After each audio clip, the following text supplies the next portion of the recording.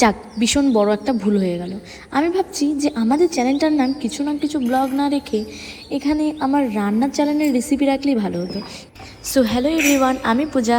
আমার নতুন একটা ব্লগে তোমাদের সবাইকে স্বাগতম। তো আজকে আমি বানাচ্ছি চিলা, ওটসের চিলা। আর চিলা বানাতে কী কী লাগে মোটামুটি তোমরা সবাই জানো।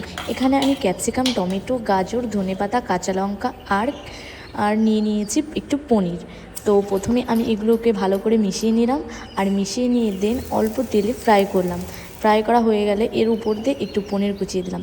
করা তো ডান। তো দেখো বর কী বলছে খেয়ে। হেলদি চিলা কে বলো কেমন আছে?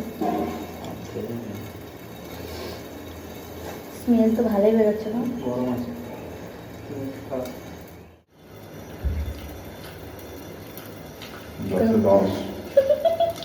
তো তোমরা তো সবাই শুনেই নিলে, বর বললো 10-এ 10 দিয়েছে। তো তোমরাও বাড়িতে সবাই ট্রাই করো, দারুণ টেস্টি হয়, সত্যি বলছি। তোমরা একবার ট্রাই করলে বারবার খেতে যাবে, এত সুন্দর হেলদি অ্যান্ড টেস্টি। তো শাশুড়ি মা কী বলছে সেটা শুনে নিও।